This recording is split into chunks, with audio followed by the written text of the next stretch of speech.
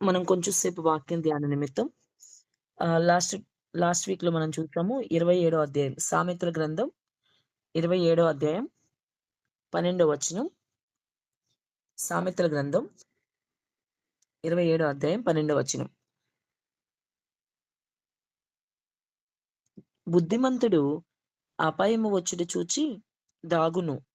జ్ఞానము లేని వారు యోచింపక ఆపదలో పడుదురు. లాస్ట్ వీక్ కూడా చూసాం మనం. దాగి ఉండడం అనే అంశం గురించి. ఇక్కడ సామెతల గ్రంథకర్త ఏం చెప్తాడంటే, బుద్ధిమంతుడు అపాయం వచ్చుట చూచి దాగును. ఆహ్, బుద్ధిమంతుడు ఎవరైనా సరే అపాయం వస్తుందంటే ఖచ్చితంగా దాగి ఉండాలి. ఈ జ్ఞానం లేని వారు మాత్రమే యోచింపక అంటే ఏమి ఆలోచన చేయకుండా ఆపదలో పడతారు అని. దీని గురించి మనం లాస్ట్ వీక్‌లో అంటే ఇద్దరు భక్తుల గురించి మనతో దేవుడు మాట్లాడారు. వాళ్ళిద్దరూ ఎలాగా దేవుడు చెప్పినప్పుడు కొంత సమయం దాగి ఉండమని దేవుడు చెప్పినప్పుడు వాళ్ళు ఖచ్చితంగా దాగి ఉన్నారు. దేవుడు చెప్పిన మాట వాళ్ళు వినడం వల్ల ఎలా రక్షించబడ్డారు అనేది మనం ఇద్దరు వ్యక్తుల గురించి చూసాము. మొదటగా ఏలియా గురించి మనం చూసాము. ఏలియా ఎలాగైతే నువ్వు కెరీతు వాగు దగ్గరికి వెళ్లి ఉండన్నప్పుడు అక్కడికి వెళ్ళాడో, తర్వాత సారెపతు వెళ్ళు అన్నప్పుడు అక్కడికి వెళ్ళాడు. దేవుని మాటని చెప్పింది చెప్పినట్లుగా ఏలియా విన్నాడు. అందుని బట్టి అతను కాపాడబడినట్లుగా లోకమంతా శోధన కాలము, కరువు కాలమొచ్చింది. శ్రమ అన్నమాట. కానీ ప్రభు ఏమంటాడు, నేను నిన్ను కాపాడుతాను అని చెప్పారు కాబట్టి, తన భక్తుడిని ఎలా కాపాడుకున్నాడు అనే విషయం మనం చూసాం ఏలియా విషయంలో. ఖచ్చితంగా దేవుడు లోకమంతా శ్రమున్నా మనల్ని కాపాడే దేవుడు. అందులో ఏ సందేహం లేదు. కాపాడుతాను అని మాటిచ్చాడంటే ఖచ్చితంగా కాపాడతాడు. నమ్మదగిన దేవుడు. ఎందుకంటే మన విశ్వాసము యొక్క ఆ సైజ్ అన్నమాట. ఆ పరిమాణాన్ని బట్టి మనకు కార్యం జరుగుతది. ఎప్పుడైనా అంతే. అందుకే ప్రభు అనేక సార్లు కూడా నూతన నిబంధనలో మనం గమనిస్తే చాలా మంది భక్తుల విషయంలో స్వస్థత పొందుకున్నప్పుడు వాళ్ళు స్వస్థత కావాలి అని అడిగితే దేవుడు నీ విశ్వాసము చొప్పున నీకు జరుగును గాక అంటాడు. అంటే ఎవరి విశ్వాసం చొప్పున వాళ్ళకిస్తాడు. మనం ఎంత నమ్ముతామో అంత కార్యాలు జరుగుతాయి మన జీవితంలో. దేవుడు చెప్పిన మాటకి మనం ఎంత లోబడతామో, ఎంత మాట వింటామో, ఇంకా ఎంత ఆయన చేస్తాడు అనే నమ్మకంతో ఉంటామో, ఆ విశ్వాసం చొప్పునే మనకు కార్యాలు జరుగుతాయి. అందుకే దేవుడు చెప్పిన మాట విని ఏలియా ఎలాగైతే ఎక్కడికి వెళ్ళమంటే అక్కడికి వెళ్లి దాక్కున్నాడు. దాగుచోటు. ఈరోజు మనందరికీ కూడా యేసు ప్రభు దాగుచోటు. ఆయనలో మనం దాగి ఉండాలి గానీ ఇంకెక్కడ వేరే ఎక్కడ ప్లేస్‌లో మనకి భద్రత అనేది ఉండదు. అందుకే సామెతల గ్రంథకర్త ఓ దగ్గర అంటాడు కదా! యెహోవా నామము బలమైన దుర్గము, నీతిమంతుడు అందులో ప్రవేశించి సురక్షితంగా ఉండును అంటాడు. సో, ఈ నామము చాలా పవర్‌ఫుల్ అన్నమాట. ఈ నామము చాలా బలమైన దుర్గంలా ఉంటది మనకి. మనం ఖచ్చితంగా దానిలో పరిగెత్తామనుకోండి సేఫ్ జోన్ అన్నమాట. We are in safe zone. ఆయన నామాన్ని బట్టి యేసు నామము బలమైన దుర్గం అన్నమాట. సో, మనం దానిలోకి వెళ్లి సురక్షితంగా ఉండొచ్చు. కానీ ఇది ఎవరు నమ్ముతారు? ఎంతవరకు నమ్ముతారు? ఎవరి నమ్మిక చొప్పున ఆళ్ళకే జరిగిద్ది. నువ్వు నిజంగా విశ్వాసంతో ఉండు. ఈయన నామం గొప్పది. ఈయనే నన్ను కాపాడుతాడు. ఇది జరుగుతది ఇకంతే. ఇది ఇంపాసిబుల్ అనుకున్నది జరుగుతది అంటే జరుగుతది అంతే. అలా ఏదైనా చేయగలడాయన. ఏదైనా చేయగలడు. అంత చాలా పవర్‌ఫుల్ గాడ్ ఆయన. కాబట్టి మనం నమ్మిక చొప్పున మనకు జరుగుతది. ఇప్పుడు బుద్ధిమంతుడు అందుకే అపాయం వచ్చి చూసి దాక్కుంటాడు. ఇప్పుడు ఏలియా ఏం చేశాడు? చెప్పాడు దేవుడు. "నువ్వు అలా చెయ్యి" అన్నప్పుడు ఇంకేం మాట్లాడకుండా, మాట్లాడకుండా వెళ్ళిపోయాడు. వెళ్ళిపోయినప్పుడు అక్కడ అసలు ఎవరు నమ్మని ఒక విషయం మనం చూసాం. కాకుల ద్వారా పోషించబడ్డం, పేద విధవరాల ద్వారా పోషించబడ్డం. ఈ 2 కూడా చాలా నమ్మశక్యము కాని విషయాలు. ఒక కాకి తెస్తదని ఎవరు అనుకోరు. ఈ ఒక కాకి రొట్టె, మాంసం ముక్క తీసుకొచ్చి వస్తది. 2 పూటలా ఇస్తదని ఎవరు అనుకోరు. కానీ దేవుడు ఆజ్ఞాపిస్తే అది చేసింది. అంతే కాకుండా ఏలియా దేవుడి మాట విన్నాడు. "నువ్వు పలానా చోటుకెళ్ళి దాక్కో. ఇదంతా కరువుంది. నేను మాత్రం నిన్ను కాపాడతాను. లోకమంతా పరిస్థితి ఎలా ఉన్నా నిన్ను కాపాడతాను" అన్నాడు. అంతే. అదే విధంగా కాపాడాడు. మాట్లాడకుండా ఏలియా దేవుడు చెప్పిన మాట విన్నాడు కాబట్టి వెళ్ళాడు. ఈరోజు మనకైనా జరుగుతాయి అద్భుతాలు. కానీ మనం కూడా ఏలియాలాగా మాట్లాడకూడదు. దేవుడు చెప్పిన పని చెప్పినట్టు చేసేయడమే అంతే. ఇంక వేరే మాటలుండకూడదు. ఇది వద్దు అంటే వద్దు. ఇది కావాలి అంటే కావాలి. ఇది వెళ్ళు అంటే వెళ్ళాలి. వెళ్ళొద్దు అంటే వెళ్ళకూడదు. ఇది చెయ్యి అంటే చేయాలి. చేయొద్దు అంటే ఇంకంతే. ఆయనేం చెప్తే అది అలా మనం గూడా చేసినప్పుడు మన జీవితాల్లో గూడా అద్భుతాలు జరుగుతాయి. మరి ఈరోజు ఏలియా గురించి ప్రపంచవ్యాప్తంగా ఎంతమంది చెప్పుకుంటున్నారు ఈ టైంలో ఈ మెసేజ్ ఏలియా గురించి. కాకెళ్ళి పోషించడం ఏంటి? ఇది ఇంపాసిబుల్ గదా! కానీ దేవుడు పాసిబుల్ జేశాడు. మాట వినడం వల్ల. ఒక్క మాట ఏంటంటే దేవుడు చెప్పిన మాట వింటే మనకే మేలు. మనం అనుకుంటాం ఆయన చెప్పిన మాట వినలేదులే, మన ఇష్టం ఏదో నెరవేర్చుకుందాం అని చాలా సంతోషపడిపోతాం మనం. బట్ మనకే నష్టం అది. మనకే నష్టం అది. అందుకే హోషేయ 13లో అంటాడు కదా! ఇశ్రాయేలు నీకు సహాయకర్తనగు నేను, నాకు విరోధివై నీవు, నీకు నీవే నాశనం కొని తెచ్చుకుంటావు. మనకు సహాయకర్త ఆయన. మరి మనం ఆయనకి వ్యతిరేకంగా వెళ్తే మనకు మనమే విరోధం అయిపోతాం గదా! ఆయనకి విరోధి అవుతాం. మనకు మనమే నాశనం తెచ్చుకుంటాం. అందుకని మనకు సహాయం చేయడానికి ఆయనొస్తే, మనం ఎంత మాత్రం కూడా ఆయన మాట వినకుండా ఉండే వారంగా ఉండకూడదు. వినాలి. జస్ట్ ఆయన మాట వినమని ఆయన చెప్తాడు. బలులు, అర్పణలు నాకేం అక్కర్లేదు. వీటన్నిటికన్నా మాట వింటే శ్రేష్టము. ఎప్పుడైనా మనం గుర్తుపెట్టుకుందాం. ఆయన మాట విన్నప్పుడు అద్భుతాలు జరుగుతాయి మన జీవితంలో గూడా. నాట్ ఓన్లీ ఏలియా. ఆ రోజు ఏలియా దేవుడు, ఈరోజు మన దేవుడు కదా! ఏలియాకి అద్భుతం చేసిన దేవుడు మనకు చేయడేంటి? మన జీవితాల్లో గూడా అద్భుతాలు జేస్తాడు దేవుడు. ఆ రోజు ఏలియా అలా చేశాడు. అద్భుతం జరిగింది. సారెపత్తు విధవరాల దగ్గర కూడా పోషించబడ్డం, ఆమె పోషించబడ్డం గూడా మనం చూస్తాం. సో, అలా అక్కడ కరువు కాలం అంతట్లో గూడా, ఆ శోధనంతట్లో గూడా ఏలియా తప్పించబడ్డాడు. ఈ ప్రకటన గ్రంథం 3వ అధ్యాయంలో ఉన్న వచనం అదే కదా! లోకమంతా శోధన కాలం నిన్ను కాపాడుతాను. కాపాడాడు. రెండోదిగా మోషే గురించి మనం చూసాం. మోషే ఇలాగే అక్కడ బిడ్డలందరిని చంపేయమన్నాడు. మగ పిల్లలందరిని చంపేసేయనన్నాడు ఫరో. కానీ ఈ దేవుడి యొక్క ప్రణాళికలో ఉన్నాడు మోషే. కాబట్టి ఇతను కాపాడబడాలి కాబట్టి వెంటనే ఆహ్, ఫరో కుమార్తె స్థానానికి రావడం, మరి ఆ పెట్టెని చూడడం, తను మళ్ళీ వాళ్ళ అమ్మని డబ్బులిచ్చి దాదిగా తీసుకురావడం, కొంతకాలం దాచినట్టుగా చూస్తాం మనం. ఒక 3 మంత్స్ అట్లా దాచిందామె. తర్వాత ఇంక దాచలేక పిల్లోడిని ఇలా బయటికి తీసుకురావడం ఇలా. సో, దేవుని యొక్క ప్రణాళికలో ఉన్నాడు కాబట్టి ఆ విధంగా మోషే కూడా కాపాడబడ్డాడు. తర్వాత మోషే గురించి మనకు తెలిసిందే గదా! ఆ విధంగా కాపాడబడ్డ అతను ఇశ్రాయేలీయులందరిని నడిపించడానికి ఒక నాయకుడిగా దేవుడు ఏర్పాటు చేసుకున్నాడు. మంచి నాయకుడంటే మోషేనే అంటాం అల్టిమేట్‌గా. ఎందుకంటే నా ఇల్లంతట్లో నమ్మకమైన వాడని చెప్పి దేవుని దగ్గర సాక్ష్యం పొందిన ఒక వ్యక్తి అన్నమాట. అలాగా దేవుడు మలుచుకున్నాడు అతన్ని. ఇదంతా ఎలా జరిగిందంటే దాగుచోటు. కాస్త టైంలో దాగి ఉండాల్సొస్తది. అటువంటి అనుభవం మనకొచ్చినప్పుడు గూడా మనం కూడా దాగి ఉండాలి. బుద్ధిమంతుడు అపాయం వచ్చుడు చూచి దాక్కుంటాడు. మనం బుద్ధిమంతుల్లాగుండాలి. బుద్ధి లేనివాడు ఏం చేయలేం. దాని కింద కూడా రాసుంటది. జ్ఞానం తక్కువవాడంటే యోచింపక ఆపదలో పడతాడని రాసుంటదక్కడే. సో, జ్ఞానం కలిగిన మనిషిలా మనం నడుచుకోవాలి. ఇప్పుడు ఓ పక్కన లారీ వచ్చేస్తుందండి ఫాస్ట్‌గా ఎదుర. లారీ వస్తున్నప్పుడు చాలా స్పీడ్‌గా వచ్చేస్తున్నాడు. అవతల డ్రైవింగ్ సరిగ్గా లేదు. మనం వెంటనే బుద్ధిమంతుడైన వాడు ఏం చేస్తాం? వామ్మో! ఏంటి ఇంత స్పీడ్‌గా వస్తున్నాడు, ఇదేదో గుద్దేసేట్టుందని పక్కకెళ్ళిపోతాం. పక్కకెళ్ళిపోవాలి. అప్పుడేమైద్ది? బుద్ధిమంతుడు చక్కగా అపాయం వచ్చుడు చూచి దాగును. పక్కకెళ్ళిపోతాం కాబట్టి మనకు ప్రమాదం లేదు. అదే జ్ఞానం లేనివాడు ఏం చేస్తాడు? యోచింపడు వాడు. ఆలోచించడు.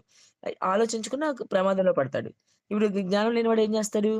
ఏంట్రా ఈడింత స్పీడ్‌గా వస్తున్నాడు. అసలు ఈడి సంగతేంటో చూస్తా నేను.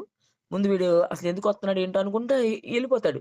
వాడు ఎదురుగా ఏదో చేసేద్దని. వాడు శుభ్రంగా వచ్చి గుద్ది పడేస్తాడు. ఇంకేముంది? అది బుద్ధి బుద్ధి కలిగిన వాళ్ళలా నడుచుకోవాలి మనం. ఇదొక జస్ట్ ఎగ్జాంపుల్ చెప్తున్నా మీకు. మన లైఫ్‌లో ప్రతి విషయంలో అలాగే ఆత్మీయ విషయాల్లో బుద్ధి కలిగి నడుచుకోవాలి. దేవుడు చెప్తాడు గదా! అపాయం వచ్చుడు చూచి దాగును బుద్ధిమంతుడైన వాడు. సో, మనందరం గూడా మన లైఫ్‌లో బుద్ధిమంతులా నడుచుకొని, ఏ అపాయం వచ్చినా మన దేవుడు దాగు చోటు అంటే అక్కడ పలానా చోట నువ్వుండు అన్నప్పుడు దేవుడి మాట విని, అలా చేసినప్పుడు మన జీవితాల్లో గూడా దేవుడు మంచి చేస్తాడు అని చెప్పి దేవుడు మాట్లాడుతా ఉన్నారు.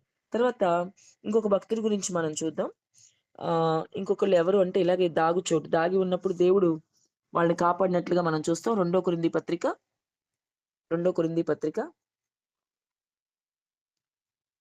11 అధ్యాయం. 11 32 వచనం చూస్తే, దమస్కులో అరెత అను రాజు క్రింద ఉన్న అధిపతి నన్ను పట్టగోరి కావలియుంచి దమస్కీల పట్టణమును భద్రము చేసెను. అప్పుడు నేను కిటికీ గుండా గోడ మీద నుండి గంపలో దింపబడి అతని చేతిలో నుండి తప్పించుకొని పోతిని. ఇక్కడ పౌలు మాట్లాడుతున్నాడు. అపొస్తలుడైన పౌలు అంటున్నాడు కదా! ఇక్కడ ఈ ఈ ప్లేస్‌లో ఈ టైంలో పౌలు గూడా దాక్కోవాల్సిన పరిస్థితొచ్చింది. ఎందుకంటే పైన చెప్తున్నాడు గదా! మనం 30 వచనం చూసినా గూడా అతిశయపడవలసి ఉంటే నేను నా బలహీనత విషయమైన సంగతులను గూర్చి అతిశయపడుదును. నేను అబద్ధమాడుట లేదని నిరంతరము స్తుతింపబడుతున్న మన ప్రభువైన యేసు యొక్క తండ్రి అయిన దేవుడు ఎరుగును.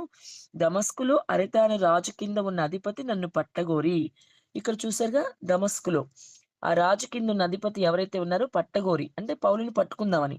ఎక్కడైతే సువార్త ప్రకటిస్తూ ఉన్నాడో, క్రీస్తుని ప్రకటిస్తున్నాడో ఇతన్ని పట్టుకుని చంపాలనే ఉద్దేశంతో పట్టగోరి కావలి ఉంచి అంటే కావలి వాళ్ళని పెట్టాడన్నమాట. కావలి ఉంచి దమస్కీల పట్టణమును భద్రము చేసెను. దమస్కీల పట్టణము. ఆ ప్లేస్‌కి మరి పౌలు వస్తాడు కాబట్టి ఇక్కడ పట్టేసుకుందాం ఇతన్నని చెప్పి కావలి ఉంచి అక్కడ పట్టుకుందామని చూసారంట. ఎవరు? అరెత అనే రాజు కిందున్న అధిపతి. ఒక అధిపతి. అయితే ఇక్కడ చాలా తెలివిగా దేవుడు మరి పౌలుని తప్పిచ్చేసాడు. ఇక్కడ దాగి ఉండాల్సిన పరిస్థితొచ్చింది పౌలుకి. ఎందుకంటే ప్రాణాపాయం వచ్చేసింది. వాళ్ళు పట్టుకుందామని చూస్తున్నారు. శత్రువుల నుంచి ఇప్పుడు కాపాడుకోవాలి. మరి బుద్ధిమంతుడిలాగే బిహేవ్ చేయాలి కదా పౌలు. బుద్ధిమంతుడిలానే బిహేవ్ చేశాడు. నేను చాలా గొప్ప సేవకుడిని. నేనేంటి మన గంపలో కూర్చోవడం ఏంటి అని అనలేదు. నేనింత గొప్ప సేవకుడిని, నేను గంపలో కూర్చోవడం ఏంటి అన్నాడనుకో, ఏముంది శత్రువుకి చిక్కిపోతాడు. ఇంక సేవంతా ఏమవుతదండి? దేవుని ప్రణాళిక పౌలు పట్ల ఎంతమందిని రక్షించాలనుకున్నాడో, ఎక్కడెక్కడికి పంపించాలనుకున్నాడో ఇదంతా ఏమవుతది మరి? అందుకే మనం బుద్ధిమంతుల్లా బిహేవ్ చేయాలి. బుద్ధిమంతుడు ఏం చేస్తాడు? అపాయము వచ్చుట చూచి దాగుతాడు. మనం కూడా అంతే మన స్థితిగతులు, మన పరిస్థితులు ఇవన్నీ మనకు చాలా సార్లు అహం అడ్డొస్తది. ఆహా! నేనా? నేనిలా వెళ్ళాలా? నేనిలా చేయాలా? అని చాలా అహంకారంగా ఉంటాం మనం. అహం అడ్డొస్తదనమాట. కానీ ఇక్కడ చెప్పేదేంటంటే దేవుడు ఈరోజు అహము, అయ్యేం అడ్డు రాకూడదు మనకి. బుద్ధిమంతుల్లా బిహేవ్ చేయాలి. నిజంగానే అపాయమొస్తే వెంటనే మనం ఏం చేయాలి? దాక్కోవాలి. బుద్ధిమంతుడు అపాయం వచ్చి చూచి దాగును. పలానా చోట దాగుండాల్సొచ్చిన పరిస్థితొస్తది. ఇప్పుడు పౌలుకి చూడండి ఎంత గొప్ప సేవకుడు. ఎంతమందిని దేవుళ్ళలోకి నడిపిచ్చారాయన. చెప్తారు గదా! నాకున్న విశేషమైన ప్రత్యక్షతలున్నాయి నాకు అని జెప్తాడు. దేవునితో ఎంత కనెక్షన్ అండి పౌలు. ఎటువంటి రిలేషన్ కలిగుంటాడు. అలాంటి పౌలు ఈరోజు ఏమైందంటే, ఈ ఒక అధిపతి పట్టుకోవాలని చూసాడు. మరి కావలి వాళ్ళని ఉంచడమే కాకుండా పట్టణాన్ని భద్రం చేసేసారంట. అంటే ఇతనొస్తాడు, ఈ పట్టణమంతా అలర్ట్‌గా ఉండండి చెప్పేసాడు. ఎక్కడో చోట ఏదో ఏదో విధంగా పట్టణమంతా భద్రం చేశారు కాబట్టి, ఏదో విధంగా ఎక్కడో చోట అన్ని చోట్ల కావలి ఉంచాడు కాబట్టి, కావలి వాళ్ళున్నారు కాబట్టి దొరికిపోతాడు పౌలు యాక్చువల్‌గా అయితే. మరి దొరికిపోవడం కాదు కదా! దేవుని ప్రణాళిక అది కాదు కదా! పౌలు పట్ల. ఇంకా చాలా పరిచర్య చేయాలి పౌలు. కాబట్టి దొరికిపోకూడదు, దాగి ఉండాలి. అందుకని దేవుడు అక్కడ ఏర్పాటు చేశాడు పౌలుకి ఏంటి అంటే, మన గంప ఏర్పాటు చేశాడు. అందుకే గదా చెప్తున్నాడు. ఆ వాక్యం చూద్దాం మళ్ళొకసారి. 33 వచనం. 2 కొరింథీ పత్రిక 11 అధ్యాయం 33 వచనంలో చెప్తున్నాడు. అప్పుడు నేను కిటికీ గుండా గోడ మీద నుండి గంపలో దింపబడి అతని చేతిలో నుండి తప్పించుకొని పోతిని. ఎంత చక్కటి మాటండి. ఎంత చక్కగా చెప్తున్నాడు. కిటికీ ఉంది. గంపలో పెట్టారీయన్ని. గంపలో పెట్టి కిటికీ నుంచి అవతల గోడుంటే గోడ మీద నుంచి దించేశారు కిందకి. సో, ఇలా చేయడం వల్ల ఏమైందంటే, అతనికి కనపడకుండా నేను తప్పించుకొని పోతిని. చూసారా బుద్ధిమంతుడు ఏం చేశాడు? అపాయం వచ్చింది తప్పించుకొని పారిపోయాడు. ఇక్కడ పౌలు బుద్ధిమంతుడు. మనం కూడా అలాగే చేయాలి. అదే చెప్తున్నాడు. మన జీవితంలో చాలా సార్లు ఎన్నో పరిస్థితులొస్తా ఉంటాయి మన మన మన ముందు. ఎంతో ఆర్థిక ఇబ్బంది, లేకపోతే అనారోగ్యము, లేకపోతే కుటుంబ సమస్యలు ఏదో ఇలాగే సమస్యొస్తది పౌలులాగా. పౌలుకేమో ఆ రాజు అధిపతి పట్టుకోవాలని చూసాడు. సువార్త ప్రకటిస్తున్నా. అదే అతనికి సమస్య. అందుకని తెలివిగా నేను ఈ గంపలో కూర్చోవడమేంటి? నేను గంపలో కూర్చోను. నేనెంత గొప్ప సేవకుడిని, దేవునితో ఎంత కనెక్షన్ ఉంది నాకు. నేనెందుకు కూర్చుంటాను అని అనలేదస్సలు. అనకుండా ఆ సమయానికి దేవుడు ఇచ్చిన ఆలోచన ప్రకారం బుద్ధిమంతుడు కాబట్టి, అపాయం వచ్చింది కాబట్టి, తన్ని పట్టుకోవడానికి ఫుల్లుగా పట్టణమంతా భద్రం చేసేసారు. ఎక్కడైనా దొరికిపోవడానికి అవకాశం ఉంది. కాబట్టి ఇలాంటి టఫ్ సిట్యుయేషన్‌లో ఏం చేయాలంటే దేవుడిచ్చిన జ్ఞానం ప్రకారం బుద్ధిమంతుడు కాబట్టి అపాయం వచ్చింది కాబట్టి చూచి దాక్కున్నాడు. కాస్త అలా గంపలో గంపలో కూర్చోవడం, ఆ కిటికీలోంచి అలా వెళ్ళడం, ఆ గోడ మీద నుంచి కిందకి దింపారంట. రాస్తున్నారు గదా క్లియర్‌గా. ఆ గోడ మీద నుంచి నన్ను కిందకి దించారు అన్నాడు. చక్కగా అలా దించేసిన తర్వాత ఏం చేశాడు, నేను అతని నుంచి తప్పించుకొని పారిపోతిని. చక్కటి మాట రాశాడు. నేను అతని నుంచి తప్పించుకొని పారిపోతి. బుద్ధిమంతుడిలా బిహేవ్ చేశాడు. అపాయమొచ్చింది, చూచాడు, దాక్కున్నాడు. దేవుడు చెప్పిన మాట చేశాడు. అక్కడిచ్చిన ఆలోచన ప్రకారం. మనము చాలా సార్లు దేవుని మాట వినమండి. అరే! నీకది వద్దురా, అపాయమొచ్చిద్దిరా, నువ్వు ఆ దారిలో వెళ్ళొద్దురంటే వెళ్తారు. ఆ దారిలోనే వెళ్తాం మనం. దేవుడు వద్దు అంటే అదే దారి కావాలి మనకి. దేవుడు పలానాది చెయ్యరా, నువ్వు ఇది చెయ్యరా, ఇది నీకు బాగోదు, ఇది మంచిగుంటదంటే అది చెయ్యం మనం. అలా మన పరిస్థితులంతా వ్యతిరేకం. బుద్ధిమంతుల్లా బిహేవ్ చేయట్లా. మనమనే కాదు నేటి క్రైస్తవ్యం అంతే. ఎవడు బుద్ధిమంతుల్లా బిహేవ్ చేయట్లా. వద్దు అన్నదే కావాలి. వద్దు అన్నదే కావాలి. అది బుద్ధిమంతులు ఎలా అవుతారండి? ఆపదలో కొని తెచ్చుకోవడం. ఇప్పుడు ఇందాక నేను ఎగ్జాంపుల్ చెప్పినట్టు ఆ లారీకి ఎదురెళ్ళిన వాడు ఎవడండి? లారీ స్పీడ్‌గా వస్తుంటే ఈ డ్రైవర్‌ని నేను తిట్టాలి. ఈ డ్రైవర్ ఎందుకిలా వస్తున్నాడు? వీడిని కాస్త హెచ్చరిస్తాను. వీడి సంగతేంటో చూస్తాను అని నువ్వు లారీకి ఎదురెళ్ళడం ఏంటి? వాడంత ఫాస్ట్‌గా వస్తుంటే సరిగ్గా కండిషన్‌లో లేడనేగా అర్థం. నువ్వు అదే విధంగా బుద్ధిమంతుడిలా బిహేవ్ చేయకుండా వాడి సంగతేంటో చూస్తానని అదే దారిలో ఎదురెళ్తే మరి నిన్ను గుద్దేకి ఏం చేస్తాడు? అపాయం నీకొచ్చేస్తది గదా! మరి వాడినేమంటారు? బుద్ధిమంతుడంటారా? కాదు బుద్ధిహీనుడు వాడు. జ్ఞానం లేనివాడు. అందుకే తర్వాత వచనంలో అంటాడు సామెతల గ్రంథకర్త. జ్ఞానం లేనివాడు మరి యోచింపక ఆపదలో పడతాడంట. వాడు యోచించడు. ఆలోచన లేదు. ఈరోజు దేవుడు చెప్పేది గూడా అదే క్రైస్తవులకి. దేవుడు పలానాది వద్దురా నీకు ఎళ్ళొద్దురా అని చెప్తాడు. పలానా సినిమా వద్దురా అంటాడు. ఎవడన్నా ఆగుతాడా ఆ సినిమా చూడకుండా? గబగబా సీక్రెట్‌గా, సైలెంట్‌గా ఫోన్‌లోనే ఏదో చూసేస్తారు. చాలా అనుకుంటారు. అబ్బే! ఒక్క సినిమా చూస్తే ఏమైద్ది వీళ్ళు ఇలాగే చెప్తారు గదా! అనుకుంటాడు వాడు. ఆ ఒక్క సినిమాలో ఏదో ఉంటది. అసభ్యకరమైన విషయాలుంటాయి దానిలో. ఖచ్చితంగా పాపంలో పడతారు. అందులో ఏ సందేహం లేదు. అందులో ఏ సందేహం లేదు. ఏదో ఒక విధంగా పాపంలో పడేస్తదది. వద్దు అని చెప్పినప్పుడు చాలా మంచిది. దేవుడు మనకొద్దని చెప్తే అది మనకి మంచిది. వద్దన్నప్పుడు దానిలో జోలికి వెళ్ళకపోతే మంచిది. దేవుడు చెప్పిందేదైనా మేలు మనకి. దేవుడు మంచివాడు. ఆయన మంచిదే ఇస్తాడు. తన బిడ్డలకి మంచిదే ఇస్తాడు ఏదైనా. మనం అది వద్దు అన్నప్పుడు దాని జోలికి వెళ్ళకుండా ఉంటే మనకి మంచిదనమాట. కాబట్టి మనం బుద్ధిమంతుల్లా బిహేవ్ చేయాలి గానీ, జ్ఞానము తక్కువవాడు ఎలాగైతే యోచింపక ఆపదలో పడతాడో, అలా మనం కూడా జ్ఞానం తక్కువ మనుషుల్లాగా బిహేవ్ చేయకూడదు. ఈరోజు మన జీవితాల్లో మనం ఏ విధంగా ఉన్నామో ఆలోచించుకుందాం ఒకసారి. దేవుడు వాక్యం మన దగ్గరకొచ్చినప్పుడు మనం సరిచేసుకోవాలి ఏ విషయంలో అయినా సరే. ఈరోజు మనం కూడా దేవుడు వద్దు అన్న దాని జోలికెళ్తున్నామా? లేదా దేవుడు చెయ్యి అన్నదాన్ని చేయకుండా ఉంటున్నామా? అసలు ఏం చేస్తున్నాం మనం? మన జీవితాల్లో బుద్ధిమంతుల్లానే బిహేవ్ చేస్తున్నామా? ఒక పౌలు వలె, ఏలియా వలె బుద్ధిమంతుడు ఆయన చేస్తాడు ఆపదొచ్చినప్పుడు దాక్కున్నాడు. దేవుడు చెప్పింది చేశాడు. పౌలు గూడా అంతేగా దాక్కోవడమే గదా! గంపలో. అరే! నేనింత పెద్ద సేవకుడిని, ఇంత సేవ చేస్తున్నాను. ఇంతమంది ఆత్మలను రక్షించాను. నేనేంటి గంపలో కూర్చున్నది అనుకోలేదు తను. ఆపదొచ్చింది వెంటనే జ్ఞానం కలిగి నడుచుకున్నాడు. అదే జ్ఞానం లేనివాడు. మనం ఈరోజు ఆలోచించాల్సిందేంటి? దేవుడు మాట్లాడుతున్నారు గదా! మనం జ్ఞానం కలిగి నడుచుకుంటున్నామా? లేదా జ్ఞానం లేని వాళ్ళలాగా ఉంటున్నామా? మనం కూడా పౌలులాగా, ఏలియాలాగా దేవుడు చెప్పిన మాట వినేవారిగా ఉంటున్నామా? అయితే దేవుడు వద్దన్న పని మన జీవితాల్లో మనం చేస్తున్నామా? పలానాది నీకొద్దురా అంటే వదిలేసేయాలి అంతే. అది నీకిష్టమై ఉండొచ్చు గాక. అది మన జీవితాల్లో మనకు అతి ఇష్టమైనది అయ్యుండొచ్చు ఏదైనా సరే. ఇప్పుడు చాలా మంది భక్తుల గురించి మనం చూసాం. హోషేయ చూసాం. ఎళ్లి నువ్వు గోమెరుని పెళ్లి చేసుకోమన్నాడు. ఒక వేశ్య కదా ఆమె. గోమెరుని పెళ్లి చేసుకోమంటే ఎళ్లి చేసుకున్నాడు. ఆయనేం చెప్తే అది చేసే భక్తులనమాట వాళ్ళు. అలాగే యెషయా విషయం మనకు తెలుసు. ఇర్మియా అంతే. పెళ్లి వద్దు, పిల్లలు వద్దు. విన్నాం కదా మనం వర్తమానం విన్నాం. సో, దానిలో అలాగే చేశాడు ఇర్మియా. సో, అలాంటి భక్తులు వాళ్ళు చేస్తున్నారు. మనకి అలాంటి టఫ్ సిట్యుయేషన్ ఏం లేదిప్పుడు. కానీ చెప్పిన మాట వినండిరా చాలంటున్నాడు దేవుడు. అది కూడా మనం వినలేకపోతున్నాం. బుద్ధిమంతుల్లా బిహేవ్ చేద్దాం.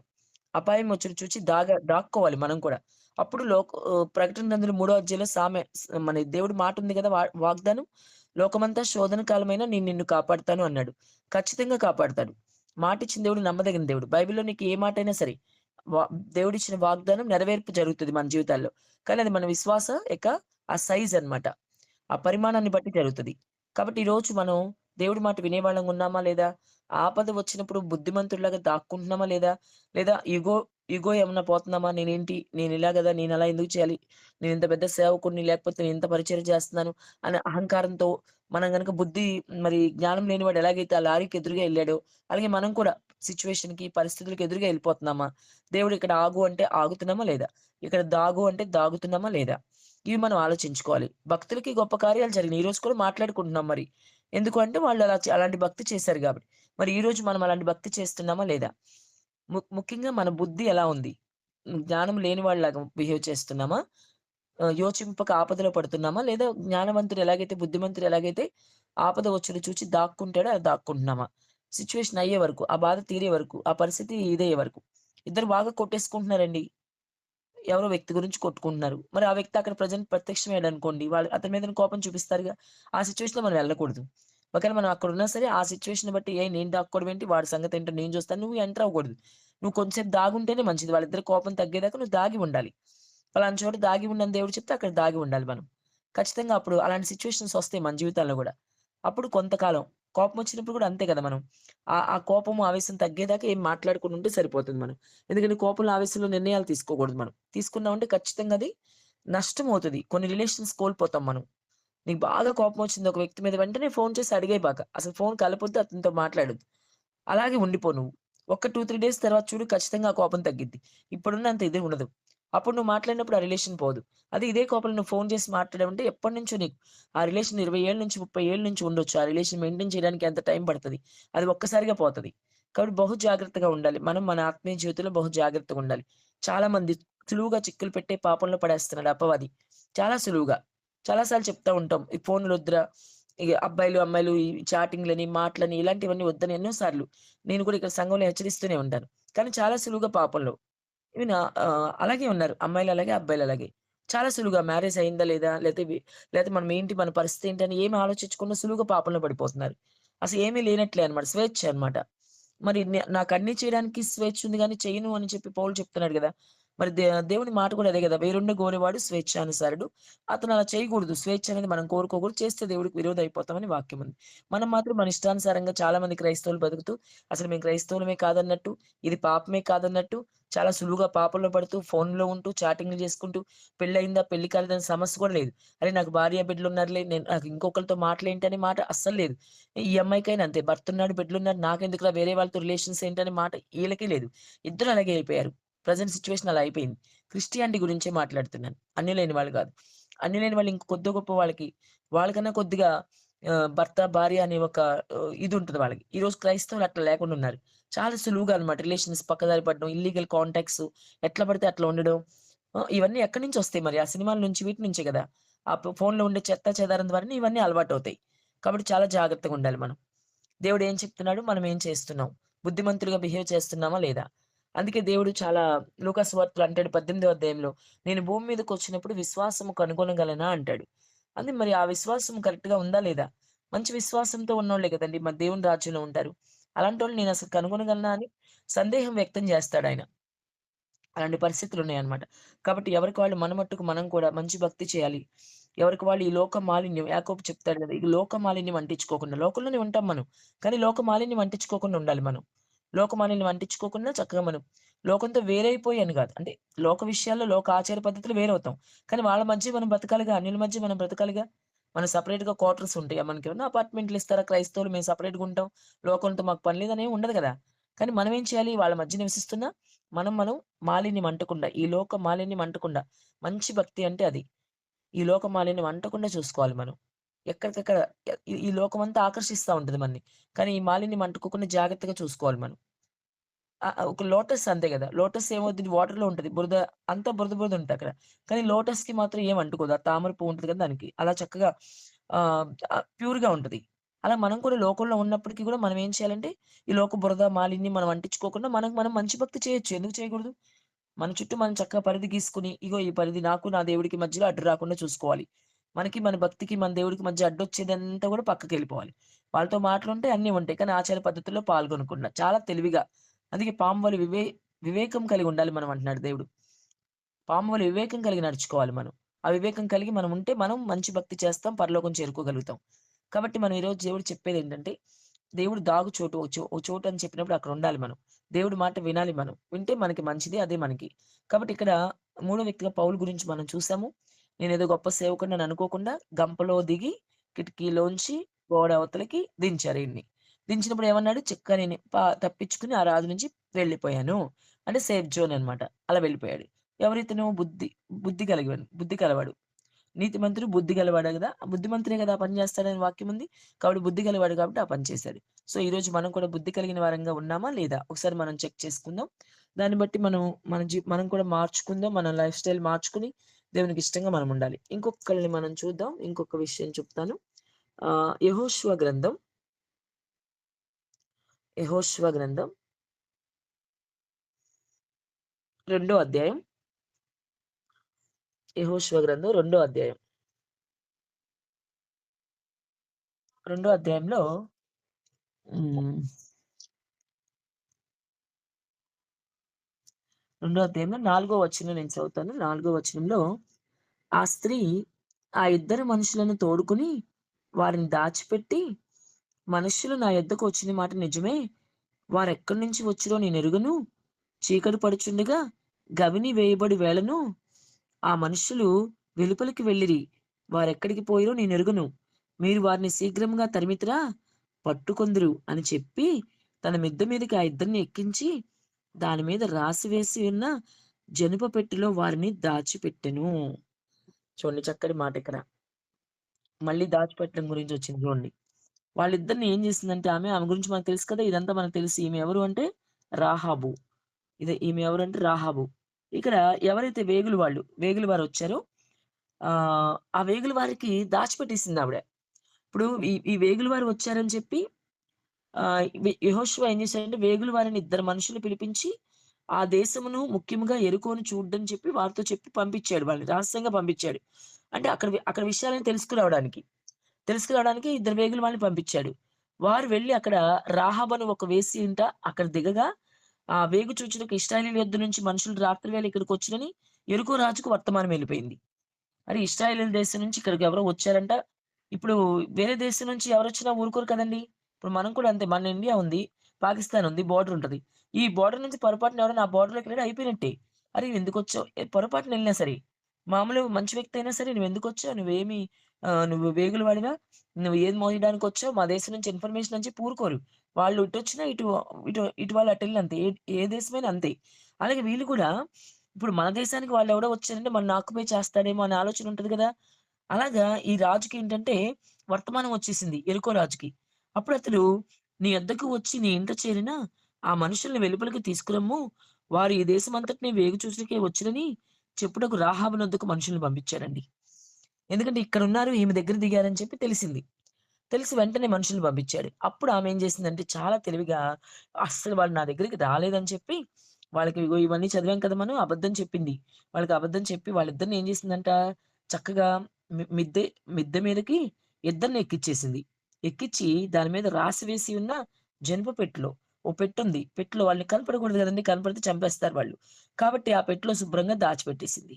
దాచిపెట్టిన తర్వాత ఆ తర్వాత వాళ్ళు యొర్దాను రేవుల మార్గంగా వారిని గవిని వేయబడిన. ఆ తర్వాత వేగులు వారిని సేఫ్‌గా ఉన్నారు. ఇప్పుడు ఇదంతా ఎందుకంటే మనకి ఈ మాట వాళ్ళు సేఫ్‌గా ఉన్నారు. ఇప్పుడు వేగుల వాళ్ళని పంపించింది ఎవరు అంటే యెహోషువ. ఇప్పుడు యెహోషువ మమ్మల్ని పంపించాడు. మేమిక్కడికొచ్చాము. మేమేంటి దాక్కునేది? యెరికో రాజు వస్తే వచ్చాడులే. వాళ్ళ మనుషులు మమ్మల్ని చూస్తే చూసారులే. మేమేమన్నా దాక్కోవాలా? మాకంత పరిస్థితేంటని ఆవేశపరుల్లాగా వీళ్ళు గూడా బుద్ధిహీనుల్లాగా ఎదురుగా ఇప్పుడు ఈ అమ్మాయి ఏం చెప్తుంది? వద్దు. వాళ్ళ కంట పడకండి చంపేస్తారు. మిమ్మల్ని మీరు ఎలాగా నేను దాచిపెడతానని చెప్పి చక్కగా మిద్దెక్కింది. రాసి పోసి దానిలో ఏదైతే పెట్టుందో పెట్టెలో పెట్టేసింది ఇద్దరిని గూడా. పెట్టినప్పుడు వాళ్ళు చక్కగా సైలెంట్‌గా దానిలోకెళ్ళిపోయి దాక్కున్నారు వాళ్ళు. అంటే ఇప్పుడు వీళ్ళు గూడా మన పౌలులాగా వీళ్ళు గూడా ఎవరు అంటే బుద్ధిమంతులనమాట వీళ్ళు. బుద్ధిమంతుడు కాబట్టే కదా దాక్కుంటాడు. ఇప్పుడు వాక్యం అదే గదా మనకు చెప్తుంది. బుద్ధిమంతుడు అపాయం వచ్చుట చూచి దాగును.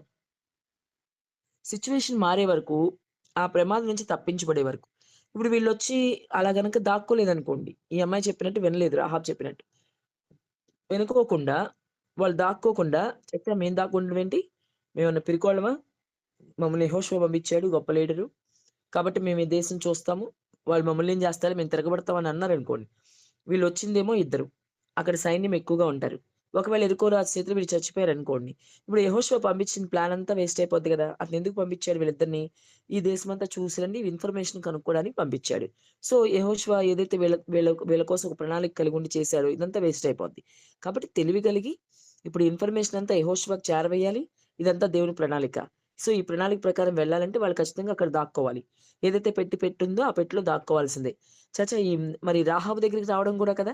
ఎందుకంటే ఆమె వేశ్యే అని రాసుంది గదా! అంటే సరిగ్గా క్యారెక్టర్ లేని మనిషనమాట. చాలా మంది అక్కడ ఉండొచ్చు. ఆ దేశంలో. కానీ ఈమె దగ్గరికి దేవుడు అలా పంపించాడు. అలా వచ్చారు వాళ్ళు. చచ్చా! ఈవిడ దగ్గరికొచ్చేదేంటి? ఇలాంటి మనిషితో మాట్లాడేదేంటి? పైగా ఈవిడ పెట్టెలో దాస్తే మేము దాక్కోవాలా? అని చెప్పి వాళ్ళు మాట్లాడలేదు. మాట్లాడకుండా ఏదైతే అక్కడ వాళ్ళు చెప్పారో అది చేయాలి. ఎగ్జాక్ట్‌లీ. ఇప్పుడు ఆ ప్రణాళిక ప్రకారం అక్కడ ఏం జరిగిందో వీళ్ళు చెప్పాలి వెళ్లి. చెప్పాలంటే ఇది చేయాలి.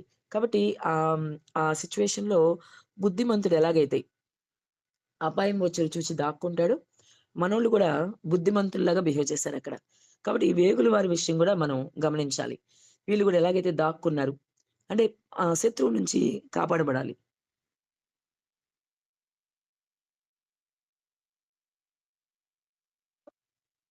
శత్రువు నుంచి కాపాడబడాలంటే ఖచ్చితంగా దాక్కోవాలి. ఆ సిట్యుయేషన్‌లో దాక్కోవాలి. ప్లస్ ఇన్ఫర్మేషన్ ఇవ్వాలి యెహోషువకి. వచ్చాము పనవ్వాలి. ఒక పని మీద పంపించారంటే మనకి దేవుడు ఆ పని పూర్తి చేసుకొని రావాల. ఆ పని పూర్తి చేసుకోవాలంటే బుద్ధి కలిగి నడుచుకోవాలి మనం. జ్ఞానం లేకుండా చెప్పాడు కదా! జ్ఞానం లేనివాడు యోచింపక ఆపదలో పడతాడు. మనం కూడా జ్ఞానం లేకుండా బిహేవ్ చేసి ఆపదలో పడ్డామనుకోండి, దేవుడు చెప్పిన పని మనం చేయలేము. ఆ ఇన్ఫర్మేషన్ తీసుకెళ్ళి వాళ్ళకి మనం అందించలేం కదా! అందుకని మనం ఎప్పుడు కూడా మన జీవితంలో గూడా దేవుని చిత్తం అనేది ఒకటి మన జీవితంలో ఉంటది. దేవుని ప్రణాళిక అనేది ఒకటి మన జీవితంలో ఉంటది కాబట్టి, ఆ ప్రణాళిక ప్రకారం, ఆయన చిత్త ప్రకారం, ఆయన ఏది చెప్తే అది మనం చేయగలిగితే మనకు ఖచ్చితంగా మేలవుతది. ఇప్పుడు మనం చెప్పుకున్న ఈ భక్తులందరూ కూడా మేలైంది వాళ్ళకి. శత్రువు నుంచి, ప్రాణాపాయం నుంచి కాపాడబడ్డారు. ఏలియా అవ్వనివ్వండి, మోషే అవ్వనివ్వండి, పౌలు అవ్వనివ్వండి, వేగులవారు. నలుగురి గురించి చూసాం ఇప్పుడు మనం. సో, ఈ నలుగురిలో విషయంలో గూడా ఎవ్వరు కూడా వ్యతిరేకించడం గాని, పలానా చోటికి దేవుడు పంపించినప్పుడు వెళ్ళను అనటం గాని ఏమి చేయలా. ఆపద లేదు వాళ్ళకి. సేఫ్ సేఫ్ జోన్‌కొచ్చేసారు వాళ్ళు. సేఫ్‌గా కాపాడబడ్డారనే చెప్తున్నాడు. పౌలు గూడా ఇందాక అదే గదా అన్నాడు. నేను అక్కడి నుంచి తప్పించుకొని పారిపోతిని. మొత్తం ఆ ప్లేస్ అంతా గూడా ఆ పట్టణం అంతా భద్రంపరిచేసాడు. కావలి వాళ్ళని పెట్టేసాడు. అయినా గాని సేఫ్‌గా వెళ్ళిపోయాడు. ఎందుకు? నువ్వు గంపలో దాగి ఉండడం వల్లే. కేవలం ఆ కారణం చేత. అలా దాగి ఉన్నప్పుడు సేఫ్ జోన్‌లోకెళ్ళిపోయాడు. అంటే దేవుడు చెప్పిన మాట ఎక్కడికక్కడ ఎగ్జాక్ట్‌లీ విన్నారనమాట. అందువల్ల వీళ్ళకి ఆపద రాకుండా ఉండడం మనం చూస్తాము. సేఫ్ జోన్‌లో ఉన్నారు వాళ్ళు. అలాగే వేగుల వారు గూడా అంతే. ఈ రాహాబు చెప్పిన విషయం మనకు తెలుసు. తర్వాత వీళ్ళిద్దరిని కాపాడడం వల్ల ఆమె జీవితంలో ఏం మేలు పొందుకుందో గూడా మనకు తెలుసు. తర్వాత తన ఫ్యామిలీ వాళ్ళంతా రక్షించబడ్డం, ఆ ఎర్రటి దారాన్ని కిటికీకి కట్టడం అయన్నీ మనకు తెలుసు. ఈ వేగుల వాళ్ళని కాపాడబట్టే ఆహ్, ఈ ఈ వీళ్ళని కాపాడింది కాబట్టి దేవుడు ఆమెకి సహాయం చేశారన్నమాట. అట్లా తను తన ఫ్యామిలీ అంతా కూడా వాళ్ళు రక్షించబడ్డారని కూడా మనం చూస్తాము. కాబట్టి మనం ఏం చేయాలంటే దేవుడు చెప్పిన మాట వినాలి, లోబడాలి. ఆయన మనకి ఏదైతే మన జీవితంలో చెప్పారో, చేయమని చెప్పారో అది మనం చేయాలి. అలా చేసినప్పుడు మాత్రమే మనము ఆహ్, ఆ సేఫ్ జోన్‌లో ఉంటామనమాట. ఆ సేఫ్ జోన్‌లో ఉంటామని చెప్పి దేవుడు మాట్లాడుతూ ఉన్నారు. కాబట్టి మనం ఈరోజు అటువంటి సేఫ్ జోన్‌లో ఉందాం. ప్రభు మనకు తప్పకుండా సహాయం చేస్తారు. మరి కొద్ది మాటలు ప్రభు మన హృదయంలో ఫలింపించును గాక. ఆమేన్.